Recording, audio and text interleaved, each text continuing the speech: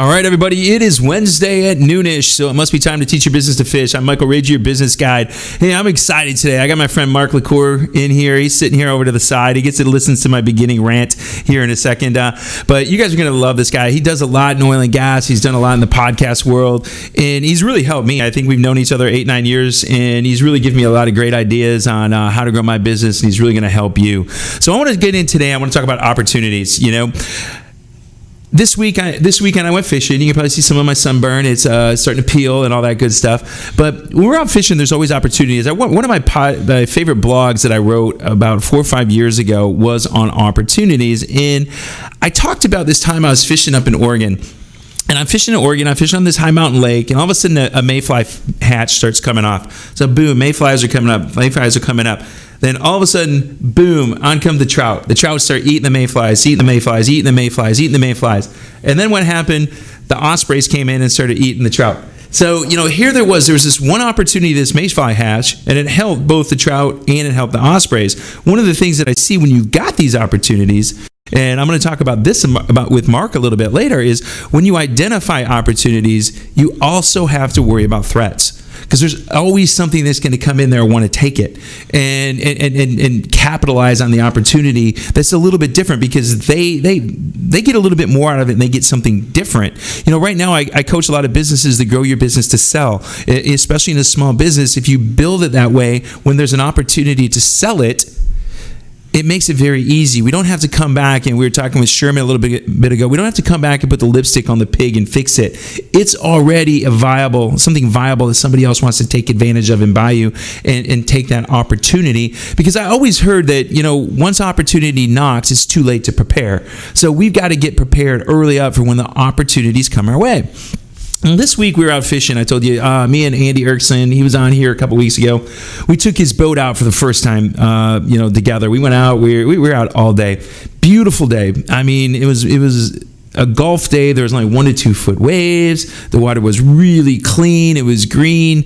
We went out about 35 miles. We didn't hit blue water. We were able to catch some snapper. We couldn't keep. We had to let them all go. But man, we couldn't find a lot going on. We couldn't find bait. We couldn't find fish jumping. We couldn't find birds diving. All those things to let us know that there was opportunities there. So we're coming home and we're drinking beers and I'm sitting there watching, always scanning the horizon to see what's going on. And all of a sudden I see this slick and I see this flat, calm water. And I'm like, what's going on? And so boom, we take the boat over there. And, the last couple of weeks, those of you who have been in Houston, we've been hit with a lot of storms. And we've had a lot of storms hit. And what happened is this fresh water pushes out. And what it did is it pushed out all these freshwater lily pads and stuff like this. These pads, there was just big, 50, 60 foot, conglomerations of these pads out there. And there were 10 or 12 of them. And so we went, slowly trolling by him, and we started casting jigs up to him, and then boom, out of the one of them comes about a 15-pound mahi. Boom, he comes in and eats it. So we were out there looking for an opportunity. We were prepared to go home and do nothing, but we were always looking for opportunities. And you, as the business owner out there, you've got to look at opportunities and look for opportunities that you can capitalize on, because that one thing saved our day. The people that were with us, once we caught that mahi, they saw how excited and what a good time we had when we caught it, because it jumped all over the place and we knew we were going to eat good that night. But you just saw how the mood on the boat changed once we got that fish in. We went back, we looked for some more. We didn't find any more, but it was really nice to be able to go in and do that. And there's Jonathan threw a little mahi up there on the screen, and that's what it is. You've got to be prepared as a business owner. You got to be scanning that horizon. You got to be looking for what's going on. Whether you're the trout or whether you're the osprey. That's the thing, is there's always going to be opportunities out there, and you've got to capitalize on them. You've got to capitalize on them. And one of the things you're going to see is, here it is again. We've got another dang hurricane in the Gulf. This is why, Mark, the fourth one in it. I've lost track. I mean, we're in Gamma. How the hell do we get to Gamma? This is not good. So we have the fourth hurricane out there right now. It's out there, but guess what? When it comes in, guess who there's going to be opportunities for? There's going to be opportunities for tree trimmers. There's going to be opportunities for builders. There's going to be opportunities for fencers. There's going to be opportunities for roofers. There's opportunities out there, and they often happen in hard times. Right now, we're going to get with Mark in a little bit, and we're going to talk about the oil and gas industry. The oil and gas industry is down, because of some things, but I bet you there's opportunities out there. I bet you there's some really good opportunities, because he and I talked about some the other day, and we're going to get there. So, Jonathan, how much longer do I got my rant? I got 2 minutes more to rant before we go to the first set of commercials. So these are the things that we really want you guys to look at and to go there and think about today. And it's really nice that we've got you guys. We got some new Facebook Live stuff going on, and it's good to see you guys. I can see you in my phone. I'm looking at you waving. I know Sarah's looking, and Anthony. So that's all cool. But these are the things that we want to be doing. We want to get better at what we're doing, and always getting better at what we're doing, and really understand it. Because whether you're a small business owner or as we're going to talk later, you're this oil and gas company that's a big major player in global economics. There's always things that you've got to be out there looking out for, and things are going to be changing. Things change all the time, and the one thing is you got to look at is you can't control everything. The only thing that you can do as a business owner is control what you control, and go from there and look what's going on. I get a lot of people coming to me right now. Well, I'm going to be really, really mad if Biden wins. I'm going to be really mad if Trump wins. It doesn't matter. It doesn't matter. The world's going to go on. Things are going to keep happening. There's going to be an opportunity that comes up for you as a business owner, no matter who wins. It's just how you capitalize on it and how you think about it. And those are the things that you need to be looking at as a business owner. And I know Mark's looking at me again. I started doing my finger thing on there. He's laughing at me. They said they're gonna start strapping my. They're gonna make me sit on my hands and strap my hands to my thighs so I can't do anything. Jonathan's give me the 1 minute mark. But these are the things that we want you guys to look at. So get out there, go check out the Teach Your Business to Fish website. Go check out Mark LaCour on LinkedIn. A lot of good stuff going out there. We're going to talk about OGG. And we're going to talk about Modal Point, all these great things that Mark does to really help businesses capitalize on working in the oil and gas business. So these are the things that we want you guys to look at right now. Understand what's going on. I think we're there, Jonathan, aren't we? Yeah, you keep throwing it. Okay, so we're going to send you guys out to commercial. We're going to be back. We're going to have Mark, and we're going to really. He's going to really make you think, because that's what I love about sitting with Mark. He always puts ideas in my head. And I've actually got a notepad here so I can take some notes when he's here. So I hope you guys go get one too. So this is Mark Rager, your business guide, Teach Your Business to Fish. We'll be back in just a minute. Hi, this is Alberto Tudela. The Houston metro area has experienced a substantial increase of wind and hail damage, flooding, and other perils in the last 5 years. Now more than ever, it is critical and essential to ensure your company, your property, as well as your family have the right insurance coverage. Tudela Insurance Solutions offers a wide variety of insurance for home, auto, property, as well as life insurance. My goal is to find a tailored option that guarantees the right coverage at the right price, specific to your needs, present and future, so you protect what matters the most. Call me today at 713-714-4475 and allow our team at Tudela Insurance Solutions to make sure you're protected. Accidents never happen when we expect them. Now is the time to ensure you have peace of mind.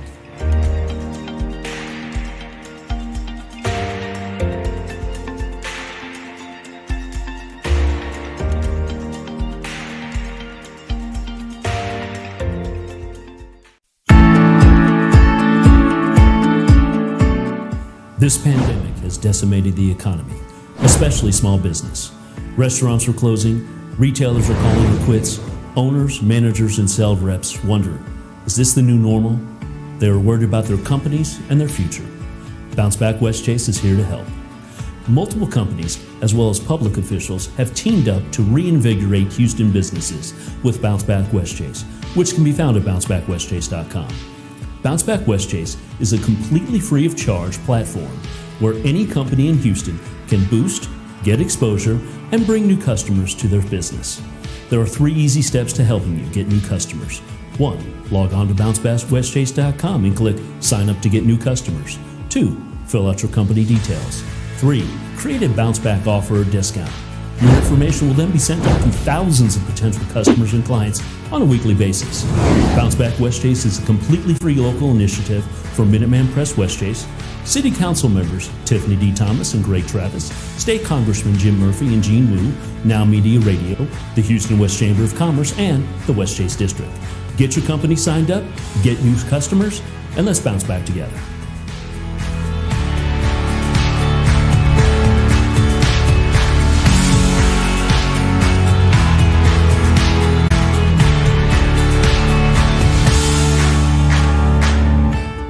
COVID-19 transformed the way we do business. Now more than ever, fast lead generation and customer retention will determine if a business survives or not.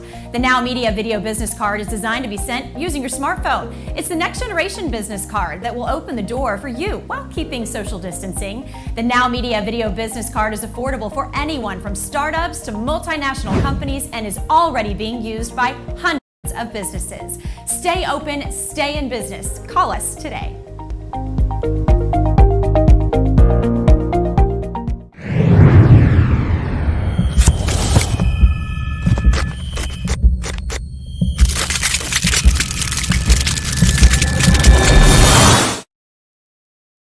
Graphic design, banners, brochures, business cards, posters, any printing you need for your company's branding, Priority Printing SS is your solution.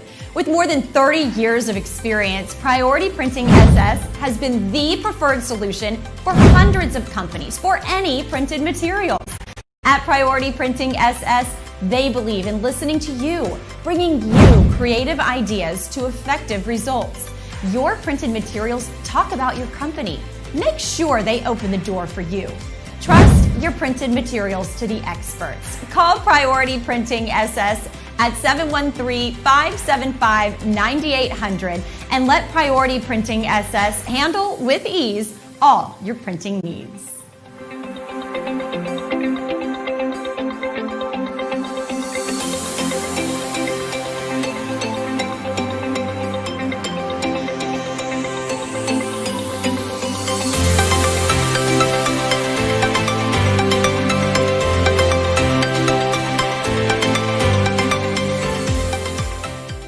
All right, it's Michael Razor, your business guide with Teach Your Business to Fish.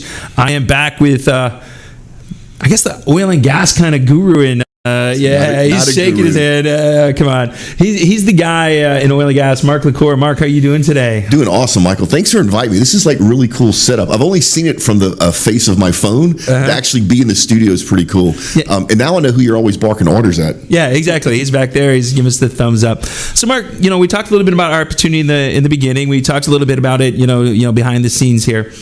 When you started your companies, I mean, you started Modal Point first, and then you started OGGN. What opportunities did you see that were out there in the market that told you, hey, I need to start something? Yeah, so when I started Modal Point was originally it was a market research company in oil and gas. Mm-hmm. And at that time, which is about 10 or 11 years ago, it was the time for the boutique firms to come in, right? Mm-hmm. You had all the big firms that had gotten to the point where they didn't do good quality work and they were very expensive, mm-hmm. right?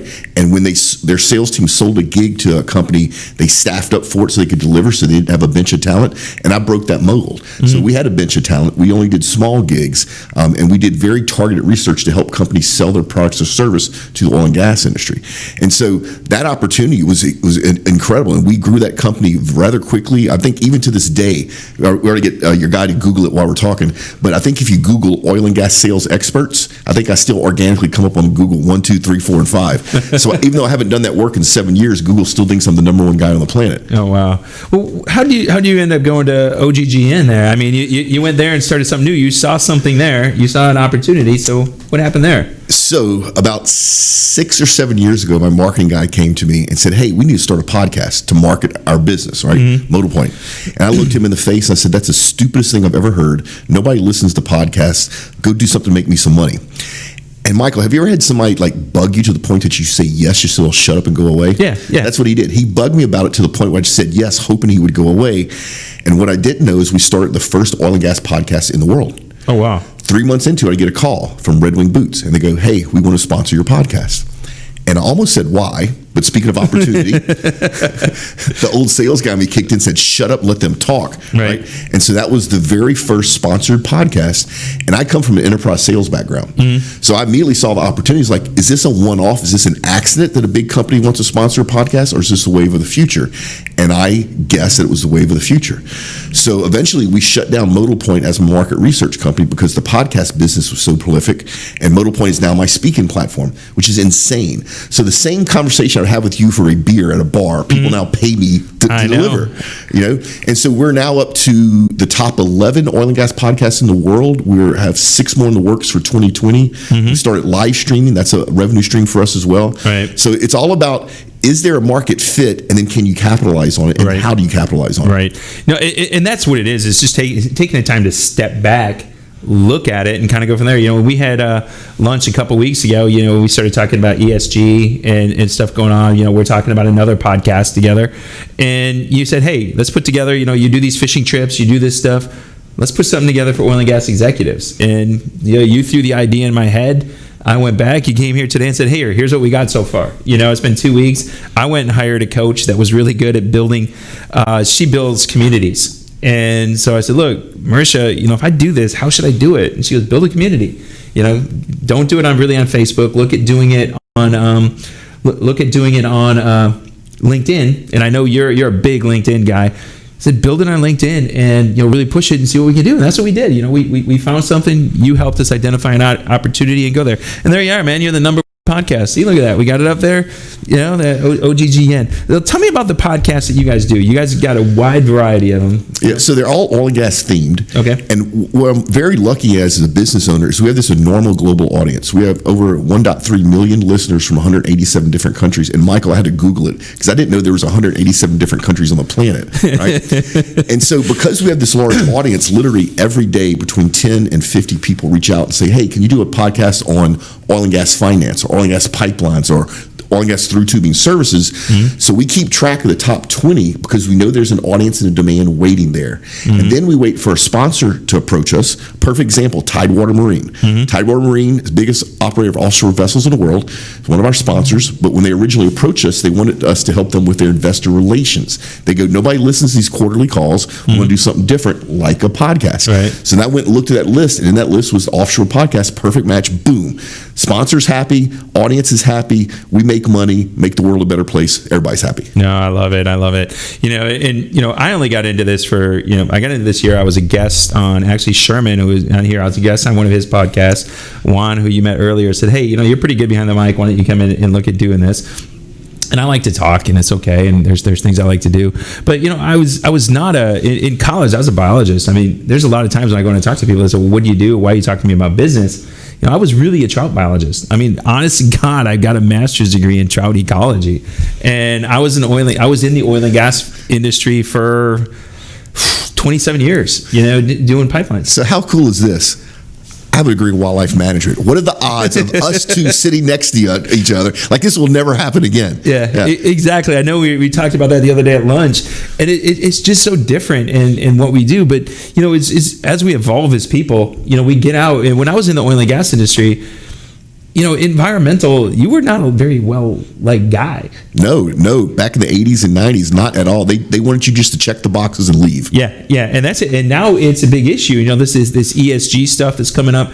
It's huge because, you know, it's not just we want to be a green planet, we want to do this, but investors are really driving it. It's way bigger than that. I mean, we're actually starting an ESG podcast. Oil and Gas ESG podcast should launch at the end of this month. So what's happening is it used to be public companies' boards determine their direction. They hired the executive team. They set the site, the direction for the company. Now the public is chiming in, and that's not going to go away. And it's the point now where it's affecting shareholder value. If you're a pipeline company, to your point, like Kinder Morgan, up until just recently, you didn't have to worry about a right of way. People would happily give you a pipeline right away because they wanted the money.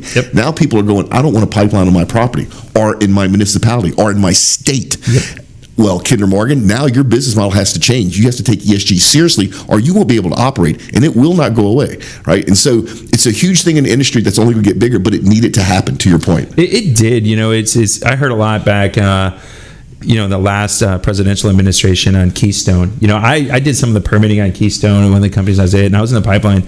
And when there was nothing that the State Department could do. The state of Nebraska just said, "You're not building here." Right. The owner of the pipeline, you did some things in South Dakota that we didn't like, and until you show us that you're going to not do that in our state, you're not coming. Right. And that's what's changing. Well, I mean, look at big corporate investors. Look at university stuff. They're divestifying from fossil fuel companies. That's been a lot of the public companies' bread and butter. I mean, I'm a big shareholder in a lot of oil and gas companies, right? And this year has not been so well. Right. But if you look at over the last 10 years, they've done really well. But Michael, what happens when you have people that don't want to buy stock in your company? And you're a public company. That's not a good combination. No, it's really not. It's something we really need to look at, because as we look at this, you were on this. What was the SparkCon Monday? Yeah, Monday. SparkCon. Yeah, SparkCon keynote. And you gave a great keynote. And one of the things that I thought was the most interesting point you hit was, somebody about a couple decades ago did a really disservice by making a marketing campaign showing that renewables and hydrocarbon industry are two totally different animals. Somebody did an excellent marketing job in making both sides think they're competitors, and we're not. Energy is energy. We started off with biofuels, burning wood. Michael, it was not that long ago that we thought the best way to light our homes was to kill whales, right? And so the mix changes through history and will continue to change. Both the renewables and the hydrocarbon industry, and I hate the word fossil fuels, by the way, but they need each other. Yep. And as an industry, we've been using solar in remote locations since the 70s. We're starting an oil and gas renewables podcast. It's all just energy, and the more you can have affordable, cheap, reliable energy for the world's population, the better everybody does. The standard of living goes up, education goes up, but it all depends on having a reliable, inexpensive energy. Yeah. And to do that, you have to have a mix. Yeah, you do, because a lot of people don't even understand the industry and how it goes. It is very complex. I know I did some stuff in the wind sector in the early 2000s, and the wind works really well, but you can't store it. Right. That's the biggest thing is storage. And when you think about energy and you think about natural gas and crude oil, the storage is free. It's in the earth. It's free. Yeah. So, and that's the biggest cost. Now, there are a lot of people working on battery technologies that will help and break through. There's also physical ways to store energy, such as when you have a surplus of solar, you electrolyze seawater and make hydrogen and oxygen, right? But we're just not there yet. Right. But even, there's ways to do things. We always hear that, we were talking before we came in the green room about renewables' dirty little secrets. Well, yeah, they are there. They've been there in every industry. We never start out great. Every industry has an impact to the environment, right? And the industry and the companies have a choice on how they impact the environment, and mistakes happen. We're humans. So what you have to do is have the financial resources and the engineering expertise to mitigate that mistake. If there's an oil spill somewhere, how do you clean it up and make sure you put the environment back better than it was before? We do it all the time, right? So, but every industry impacts the planet in some way. Yeah. I remember my very first pipeline I worked on. I was up in northern Michigan. And we actually won an award from Trout Unlimited, because we did a pipeline crossing through what was called the Blue Water Trout Stream. And 60 days after we installed the pipeline, we had steelhead spawning on top of the pipeline. That's incredible. And there was no spawning grounds there before. Yeah. And, we had to do some things called sediment traps and keep them from filling with sand. But we did a lot. And there are things to do. And those are the things that we got to do. And this is where these opportunity stuff comes from. Hey, Jonathan, how long have we got? 3 minutes. Okay. I just want to know how in depth I wanted to go here. Because one of the things that we talked about, I'm going to go back maybe a couple years ago when you and I had a discussion. We're talking about the oil and gas industry. And one of the things you said it during your talk on Monday, the oil and gas industry is very slow to make change because they've figured out ways not to get people hurt. Right. And that's very important to them. There are so many opportunities now for technology and new things. It's ridiculous. I could spend 6 hours talking to you about all the opportunities that are out there. Everything that you can think of, machine learning, AI, cognitive, even different processes, different tools, remote working, remote robotics. I mean, there's all kinds of stuff, and it's happening right now. It's awesome. I remember, we used to do open cuts of streams, and one of my friends, when I was in, I kind of knew the guy, but I really didn't know him. There was a company called Mears. Mears is a big directional drilling company. They were one of the premier early adopters. They're one of the first, actually, steerable bits. Yep. Yeah, doing that, and knew Herb Fluharty, and I worked. They came in and did a project for us in Oregon about 6 years later, and that's where I really got to know him. And I actually went and wrote their environmental impact plan for the company, and got to know him. And doing directional drilling. I remember the last directional drill I was on was here in Houston. Well, it was out in Beaumont. It was for Exxon, and we did a 1.5 mile, 42-inch directional drill, and we missed the stake by 6 inches.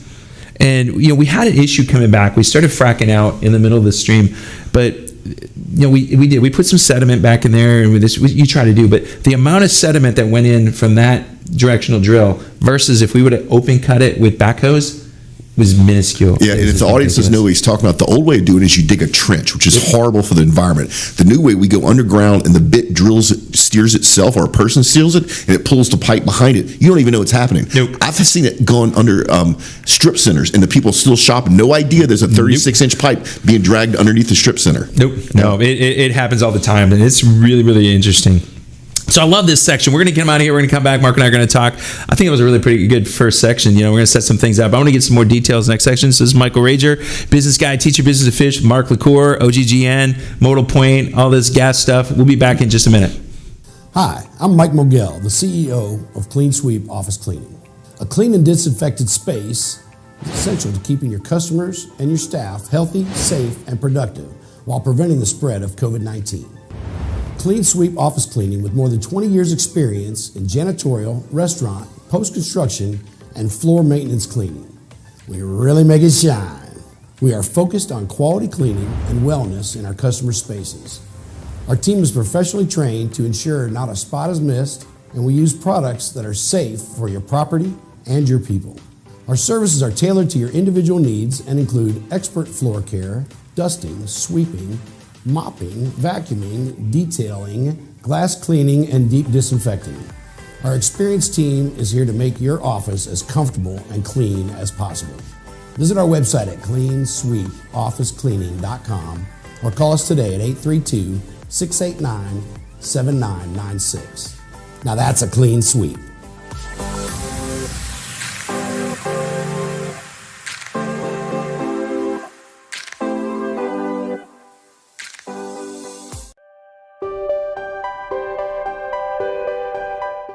The right tax team is key to any successful business. At America's Tax Firm, our goal is to help individuals and businesses of all sizes with accounting solutions and tax strategies that yield profitability, sustainability, and growth. At America's Tax Firm, we have a team of experienced tax consultants and advisors that can help your company optimize business strategies to minimize taxes and reduce liabilities.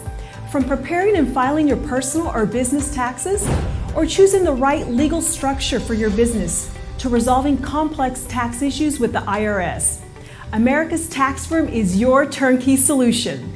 Take a strong and decisive step and let America's Tax Firm be part of your success.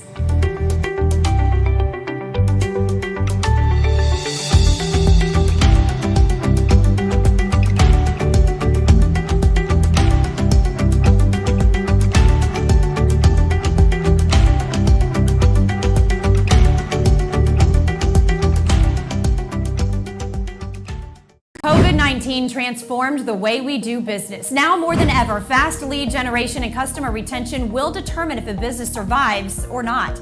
The Now Media Video Business Card is designed to be sent using your smartphone. It's the next generation business card that will open the door for you while keeping social distancing. The Now Media Video Business Card is affordable for anyone from startups to multinational companies and is already being used by hundreds of businesses. Stay open, stay in business. Call us today.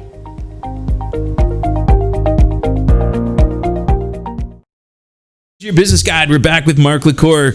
All right, Mark, you ready? No, we talked. Let's do it. Let's talk about opportunities. Stay on it. One of the things you mentioned here in the break was blocking and tackling when new opportunities come up. What do you mean there? So anytime there's a new opportunity, don't think you're going to be the only single person to recognize it. And if by chance you are the only single person that can recognize it and you have an existing business, you're going to have other people watching what you're doing and they're going to quickly figure it out. And so you got to make sure that as you grow and as you seize this opportunity, you're also thinking about your competition. One of the worst places to be is in the very beginning when you're small, when you don't have a lot of cash flow, right? Somebody bigger can come in, replicate what you're doing, and blow you off the map, make you disappear, right? So when we first started doing the podcast, that was one of my biggest fears. One of the big old print publications in oil and gas that had a lot of money, a lot of subscribers, a lot of advertisers could see what we're doing and replicate us and make us disappear. So my goal was to grow so quick that not only could they not catch us, but they had no choice but to work with us. And knock on wood, I'm not going to do it because this is glass, but we got there, right? Took us a few years to get there, but we're now so big that you can't catch us. And we've had several companies come to us, very big companies, and say, we have no choice but to work with you. We see how big your audience is, and we know we can't even buy an audience this big. So you have to think about your competition as you seize those opportunities. Yeah. So when you started looking at the opportunities, how did you figure out that these were real opportunities? I mean, you had the one guy that kept pulling at your T-shirt, like a little kid, but how do you see businesses? No, it's is somebody willing to write you a check, bottom line, right? And how happy are they with the results they drive? To me, that qualifies that opportunity as legit, right? So if you get one company willing to write you a check for whatever, that's okay. You start having 2 or 3 or 4 and they're happy with the results and they come back and they tell you, we love what you're doing. Now you're on a real opportunity, because what you're really doing is helping them solve a problem, right? They may not even know what that problem is or if they have that problem, but you're helping them solve a problem. And when you do it well, they're happy to pay you for it. Yeah, that's why we started talking about the ESG stuff, and I know that's why you're getting in. Yeah, this problem's so new that nobody yet knows how to solve it. One of the things that I saw that was a problem is the only way to get help is to go pay somebody for help. But that I think that just puts you at a disadvantage because now you're on their agenda. Well, it's double-fold. So now I'm going to stick to what I know, which is oil and gas. Up until this crazy 2020 year, most large oil and gas companies, think of Exxon, wanted everything in-house because they wanted complete control. Now they're realizing that they can't afford to have everything in-house. And even though they have somebody on payroll that does ESG, maybe they're not most current or most up-to-date or the most well-connected or the most versed, right, in ESG in different countries, right? And so now they're realizing they need to partner, so not vendor-buyer relationship, but partner with other companies that have that expertise.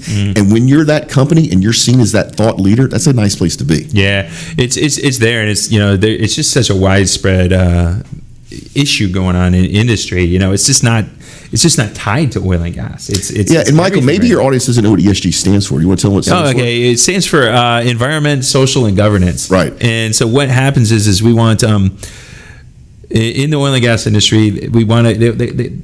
Investors generally now want to understand what's your stand on environmental. What are you doing to take everything?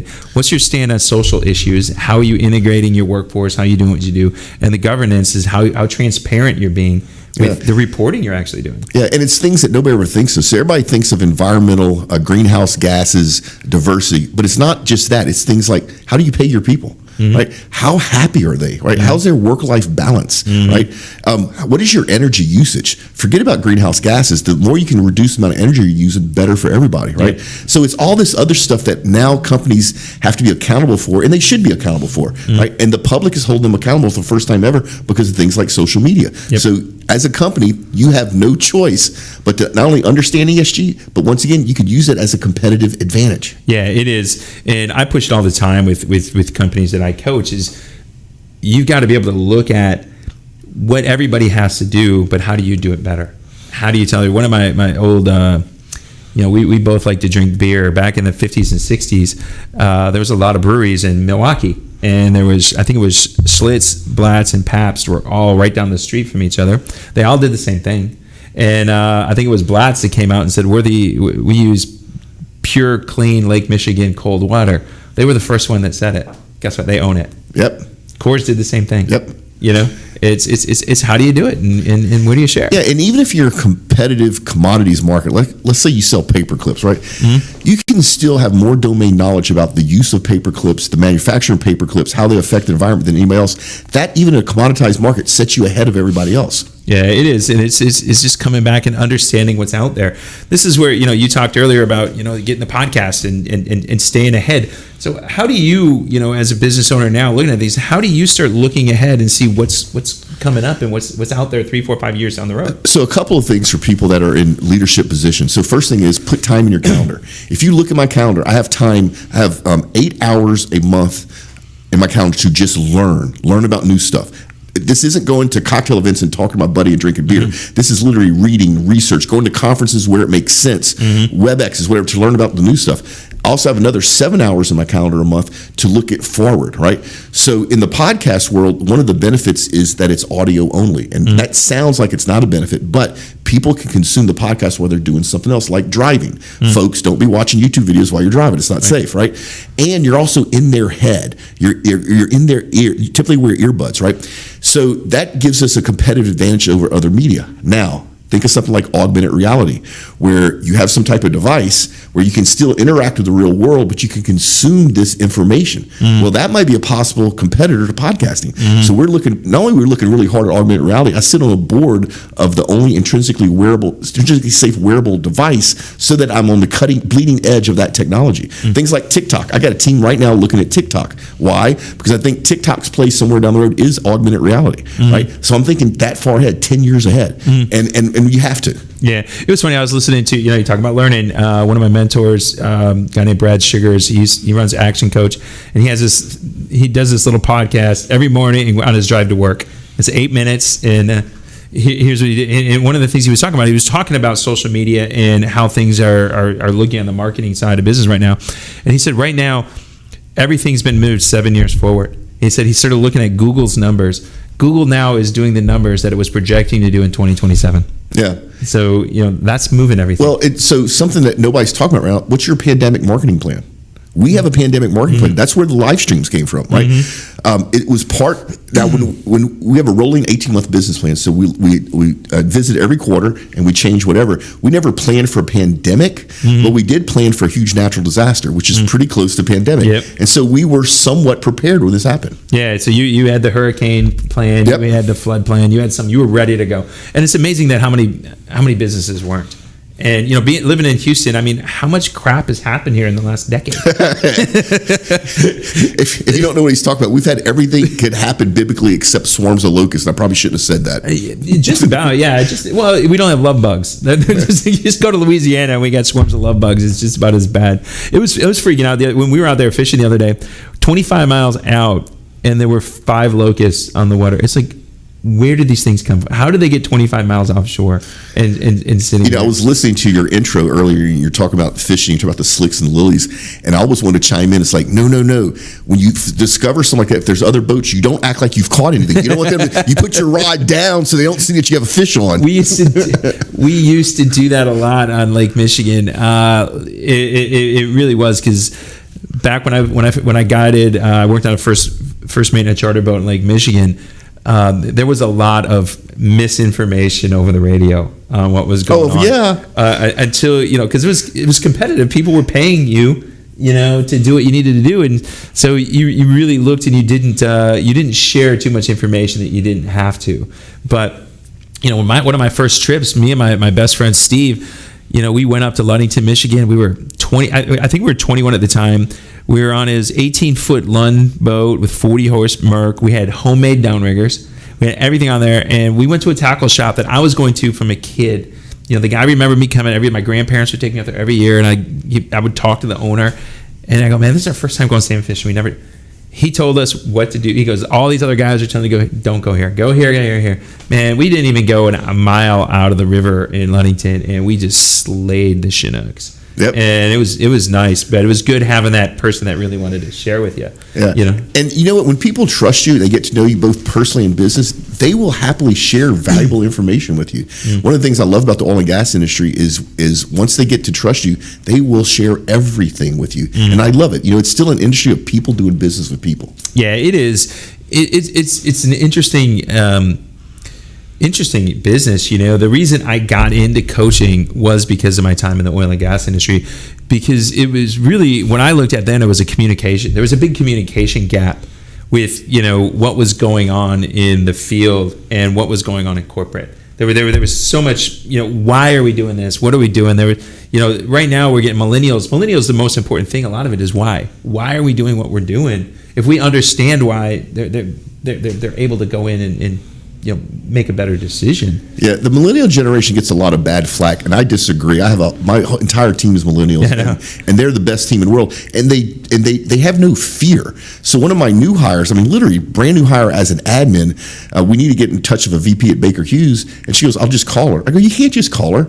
She goes, "No, I'll just call her." So he called her. She got her on the phone, and we set up the appointment. I would have tried to work my network for 3 months, trying to work my way to her, but no fear. Right. That's what. So I want to. You got that new podcast you're talking to me about. I want to be the old guy on the team, like there with you. So we're doing that and kind of going from there. So what kind of things you got coming up in the future? Where are you looking to take OGGN? We got 5 minutes in this segment. Where are you looking to take OGGN on whichever venues you're looking to go with? So we're in growth mode right now. Mm-hmm. We literally can't keep up. We've staffed up, and so right now, Michael, I have to figure out. So I know for a fact that this growth mode that we're going through is because of the pandemic lockdown. Mm-hmm. But what I don't know is this the new normal for us, or is this a blip on the radar? Because I'm risk adverse, I'm assuming it's a blip on the radar, so I'm not staffing up because I don't want to hire people and have to lay them off, right?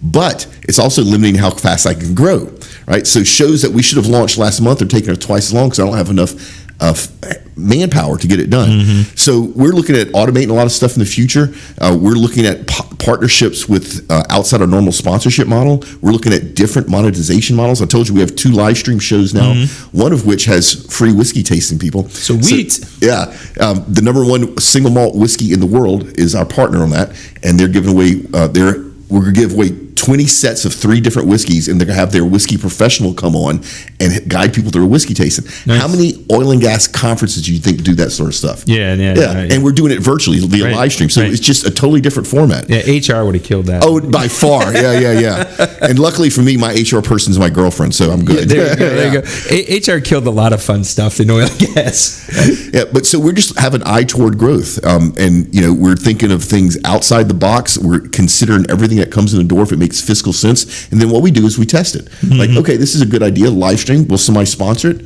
Well, the answer is yes. Mm-hmm. Actually, we have 2 companies now that are sponsoring it. Right. No, I mean that's it. That's the way to go. And innovation is the way to just stay ahead of everybody. But at the same time, you don't want to waste cycles or man hours or money. So you don't just do anything. Right. Use your experience. And then in my case, I have a team of peers that when I'm always not sure, and they care about me enough to tell me the truth. Mm-hmm. And so they will say, "Mark, that's a dumb idea." Yeah. Right. And then if I get 3 or 4 of my peers say it's a dumb idea, guess what? It's a dumb idea. Yep. Yeah. Well, that's the thing is you got to get those real friends out there and the peers that you can really trust and have them tell you it's a dumb idea.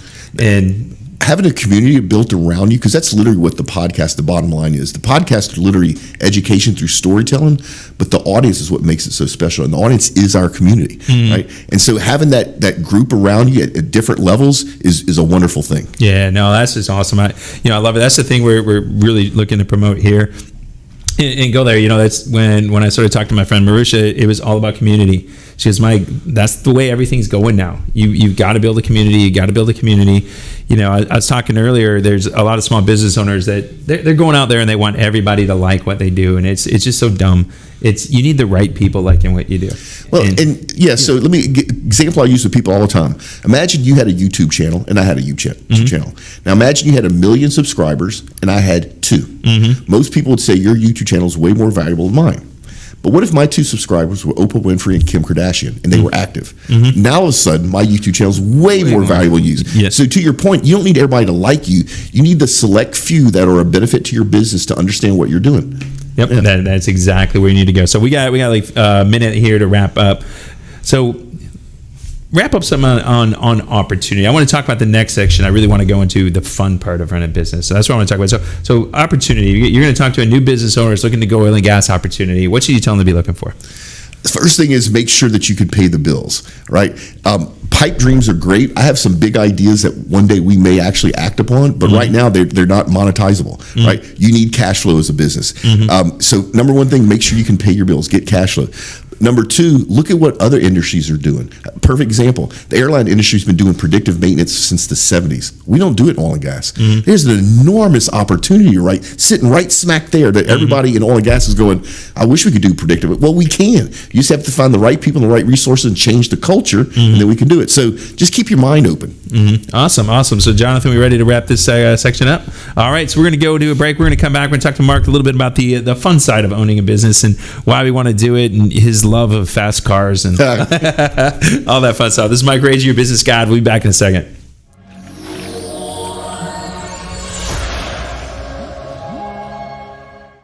If you are a real estate agent and are looking for a reliable cleaning company to keep your houses for sale or rental properties impeccable, Sierra Cleaning Services is your solution. With more than 15 years of experience, Sierra Cleaning Services has been the company of reference for real estate agents in the areas of Houston, Katy, Cinco Ranch, Cypress, and the Woodlands. Sierra Cleaning Services include residential, commercial, and office cleaning, window and debris removal during all phases of construction projects, and cleaning homes and offices before and after the tenants move out. Contact Alfredo Sierra at 913-439-8157 today and let Sierra Cleaning Services be your partner in your cleaning project.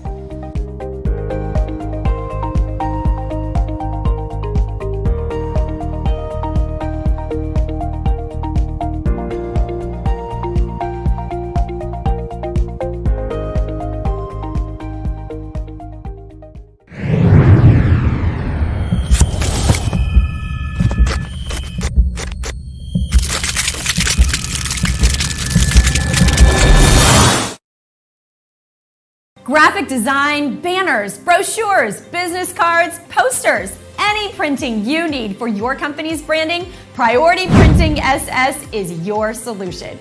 With more than 30 years of experience, Priority Printing SS has been the preferred solution for hundreds of companies for any printed materials. At Priority Printing SS, they believe in listening to you, bringing you creative ideas to effective results. Your printed materials talk about your company. Make sure they open the door for you. Trust your printed materials to the experts. Call Priority Printing SS at 713-575-9800 and let Priority Printing SS handle with ease all your printing needs.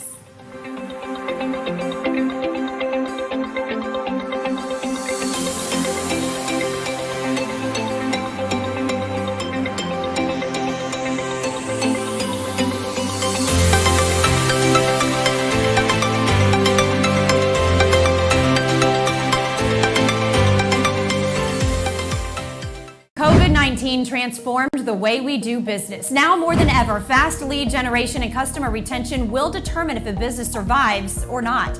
The Now Media Video Business Card is designed to be sent using your smartphone. It's the next generation business card that will open the door for you while keeping social distancing. The Now Media Video Business Card is affordable for anyone from startups to multinational companies and is already being used by hundreds of businesses. Stay open, stay in business. Call us today.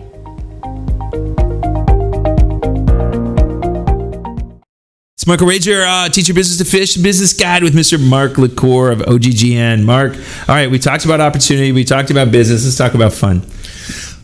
Probably one of the most important things. It is. Right? It's if you get up and hate to go to work, you need to change something. You can do that for a little while, but you can't do it for your whole life. Yeah.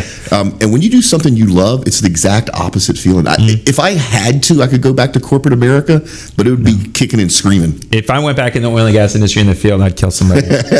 I would. It got to the point, people ask me, I walked away from like $25,000, $30,000 a month, with what I was doing. And I love some of the people that I did. I loved a lot of the people that I did stuff with, but some of the regulations, it just got so frustrating. Well, how nice is it when you see something that you can fix in your business and you fix it? Yeah. As opposed to working for a big company, they go, well, we've never done that before. I go, it's costing you $13 million a year. I can fix it right now. We've never done that before. Yeah. And it's frustrating if you're the type of person that likes excellence, that likes to do good work. Yeah, we did one of the pipeline companies that I worked for. When I think about the time we first met, when I had the software the company we were looking to buy, we went to them, and it was all on operations and procedures, and we ran one one procedure for them for free. We said, we'll help you do it. We want you guys to get some feedback. And on the first project that they implemented on, somebody screwed up something. We caught it. We said, how many times is this happening? And it was a $30,000 mistake. It was only $10,000 for our software, and they still wouldn't buy it. And it was like, what the? Well, so the problem there is they understood the problem. They knew there was a cost involved. They didn't want to fix it. Yeah. And that's something a lot of people don't understand. You can't just, a lot of salespeople have a problem with this. You can't just identify the problem and then assign a value to that fix. Yeah. The company has to want to fix it. And that's a cultural thing. And culture is always the hardest thing to change. Yeah, it is. It is. All right, so let's get out of here, man. You came tooling up your new car. You're doing all this fun stuff. You know, we were talking a couple weeks ago about taking your team on a hunting and fishing trip and doing that stuff. What does Mark do for fun? I mean, Mark does a lot of stuff for fun that he hasn't done any of in the last 2 years because I've been so darn busy. And I keep hiring people to get stuff off my plate, and then we grow. And so my plate stays the same, but I'm trying to get there. Love the outdoors. Love fishing. Yeah. Right? Yep. Love hunting, love scuba diving, love creation content. I'm a martial artist. I just haven't had a chance to do any of that stuff in the last couple of years, with the understanding that by 2021, I'll be back there doing that sort of stuff. And then we had this crazy year happen, so let's see what happens. One of my favorite things is my people. Right. I have the best team on the planet. I'll put my team against anybody out there. For the size of the company, the amount of content that we produce and the quality of the content and the feedback to get and the revenue we make, if you look at it per person, we're doing really well. But it's because I hired the best, not the most experienced, the best. I want to find somebody who fits into our company culture first and then has the aptitude to learn what their job is. They don't need to know it, right? Yeah. And I reward them well, right? And we do fun stuff such as helicopter underwater egress training, Hewitt training, shooting hogs in a helicopter. We're going to end up doing a guided fishing trip, right? Yeah. It's my people are the only reason I'm in business, and if I take good care of my people, my business takes care of itself. Yeah, that's one of the things I try to get business owners to understand all the time. It's you got to go there. You know, in the hiring thing, I always tell people, you hire for attitude, you train for skill. Yeah. Perfect. I can't train somebody to have a good attitude. Yeah, and it was one of the things I was looking at this morning. I woke up and I went to the gym, and I was hanging out in the gym, and everybody was grumpy. And when everybody's grumpy, there, it puts me in a bad mood.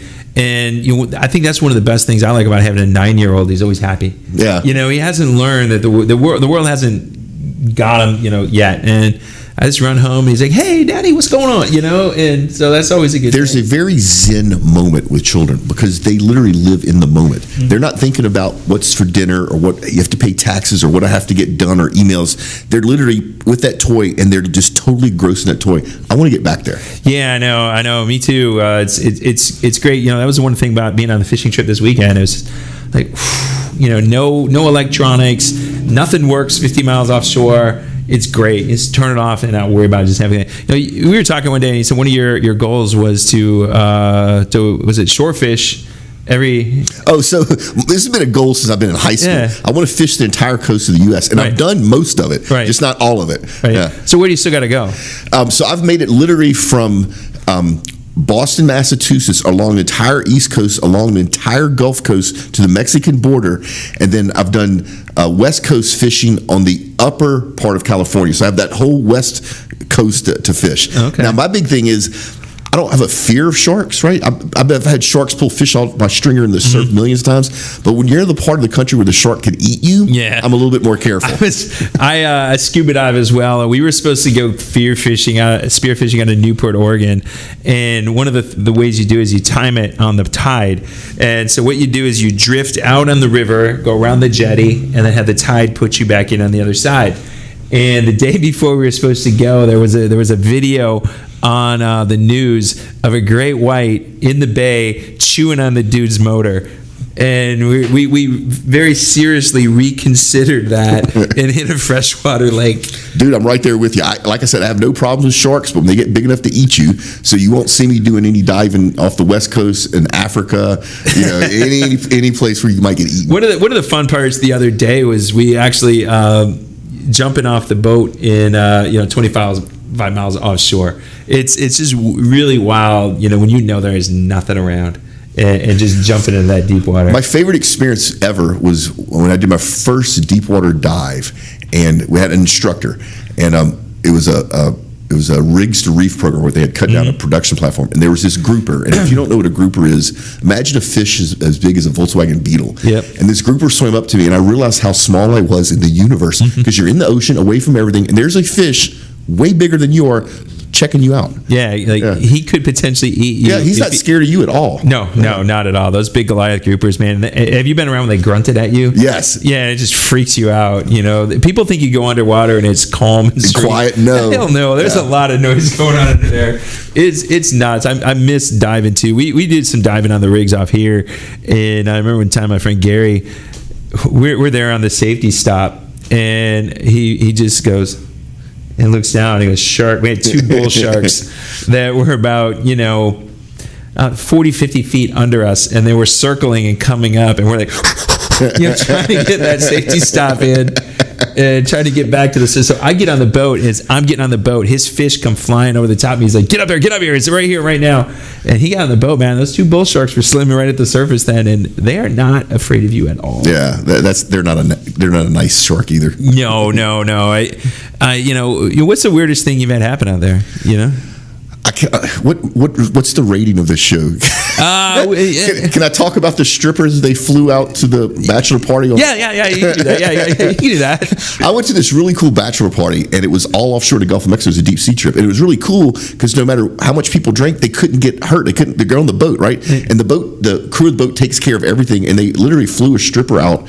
So we still had a stripper bachelor party, but nobody could do anything. They flew her right back out. So that was probably the weirdest thing that I've ever experienced in the Gulf of Mexico. Either that. Actually, I probably shouldn't say the second part. I won't say the second. Yeah, okay.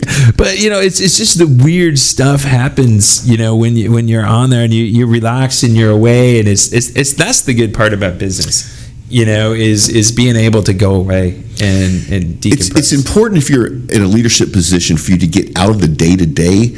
And everybody says this, but very few people do it, because you got to think bigger picture. What's coming around the corner? Is one of my people feeling a little constrained? Should I give them a more challenging position, right? Are they happy with what they're doing? Are there any rules and regulations that may be affecting us I need to be aware of? Am I covered with insurance? So Warren was on the live stream a minute ago. Warren's the host of our pitch podcast. He's also the head of our street team. He's one of our key players, but he's also my insurance expert. I had an umbrella policy. I thought I was covered with everything. I'm not. Yeah. Right? So even I didn't know that I had some risk that was sitting there. Yeah, I know. Well, I was going back to what you said earlier about the things you do when you sit there. There's one other thing I tell my clients to do is schedule about 30 to 40 minutes a week to think. And it's just I tell them, they take a yellow pad, go somewhere and sit down and write a topic, and then just start writing everything that comes to your mind about it. And don't worry about whether it's good, bad, ugly, and different. Just start writing. And that thinking, we just don't spend enough time thinking. We spend too much time being automated, right? Yeah. The cell phone goes ding, we have an email, we answer the email. How did that really impact your business, right? And so, and once again, it's hard. I struggle with it all the time. I try to get to 0 emails inbox every Friday. I don't always do it, but I try. But the reason I try to do that is to make that go away, to your point, so I can then spend the weekend. Sundays are the days where I typically do my bigger thinking stuff, more strategic stuff. And so it's really nice when I can sit down on a Sunday and go, I have 0 emails to answer. Everything's taken care of. Let me relax. All right, what's going on? Right? Oh, pandemic marketing. Yeah, we need to put some thinking around pandemic marketing. You think this is the last pandemic we're going to have? No. Right? So what do we do now to prepare for the next one, to where we can capitalize where other people aren't even thinking about this right now? Yeah, and that's the thing that keeps you ahead as a business owner. It's you just got to be thinking ahead, and thinking. I remember one of my former leaders, John Addison, he used to always say, if your thinking is stinking, your business is shrinking. And, I used to really love that, because I always had to get myself out of the bad place. If something bad happened, how do I get out of it? How do I do this? And that. So now, we got 2 or 3 minutes left before we're out of here. Most important thing as a business owner, why do you start a business, and why do you do it? We're doing it to make the planet a better place. So not just the direct relationship of my people that I pay and my vendors that I do business with, right? So we help the economy. But the oil and gas industry has let itself be misrepresented in the public eye. It's the most important industry to mankind on the planet, bar none. But we've done a horrible job of explaining what we do and how we do it and the good stuff we do for the planet. So darn it, Michael, I'm changing that. Right. And I really am. Literally one person at a time that comes into our world and says, I don't like the fossil fuel industry. And when we sit down and talk to them, they listen to some of our shows, they change their mind and they get it, right? So if my industry didn't want to help fix this, I'm going to do it. So we're literally making the world a better place, but we're having fun while we're doing it and we're making money. Yeah, that's the most important thing. It really is. Everything's is bigger than you. It's got to be bigger than you to be there, because there's no reason to do it. If you're just in business to make money, it ain't gonna last long. That only goes so far. Yeah. You know? And I think especially as you grow older, and I don't mean older by chronological age, I mean by experience. The more experience you have in the world, the more you realize that you're just a piece of this enormous puzzle. Right now, your piece is very important. Yep. But you're just a piece, and can you leave this world a little bit better than it was when you came into it? Yep. You can. Yeah, I know. I think that's what you want. What do we got, Jonathan? We ready to wrap this thing up? 2 minutes. Okay, so what do we got coming up here? You know, we're gonna have we got some great guests coming up. We're gonna have Andy Erickson back. He's gonna talk about businesses. He's a business broker, how to buy and sell businesses, how to move things up. You know, those of you that wanted to go fishing, we got our ladies fishing trip Monday. We got 2 spots left. 2. So if you want to go catch some bull redfish, you want to come, Jonathan? Okay, yeah, come on. You can make some mimosas for the ladies. They'll like you. You'll be the young stud. The other guys on here, we're old farts, and it's going to be okay. They want some young meat on there, so it'll come on with us. But we got 2 people left to go on the trip Monday. We're going to go out there and catch a big bull redfish out of the jetties with Wave Dancer Charters. Nice 44-foot boat. You know, $200. Come out and network with some people. We got some great people. We got some attorneys coming, people in the finance sector, business bookkeepers. If you want to ask questions of really important people, this is a place to go. And we try to focus this one to ladies. We're going to have mimosas and all that good stuff. And if you've never caught a big red, be prepared. Yeah, it's fun. It's an arm workout. Yeah. It is an arm workout. Everybody that's never caught saltwater fish, I think it really shocks them at how strong they are. It's the redfish. They're like a tractor. Yeah. I mean, literally an 8-pound redfish feels like a 40-pound any other fish. Yeah, they're mean. You got to go catch a rooster fish. They're mean. That's probably the meanest fish I've ever caught. Was a rooster fish. What is a rooster? You know a fish I don't know. What is a rooster fish? It looks like it's a jack, and it's striped like a zebra. It is one of the coolest looking fish in the world. The biggest one I caught was almost 65 pounds. Wow. And dude, if you caught amberjack before? Oh yeah, of course. It's like a very mean amberjack. Okay, now I got something to go Google when we're finished. Yeah, you gotta do that. Yeah, we'll show you. They're cool fish. All right, guys. So we're getting ready to wrap this up. Thank you guys so much for teaching business fish. Mark, thank you. Michael's been awesome. You're always putting great ideas in my head. You know, we're gonna go discuss some more. You know, go to lunch. Bye. Maybe. Okay, good. All right. So this is Mike Granger, teach your business to fish. We're out of here. We'll see you guys next Wednesday at noon.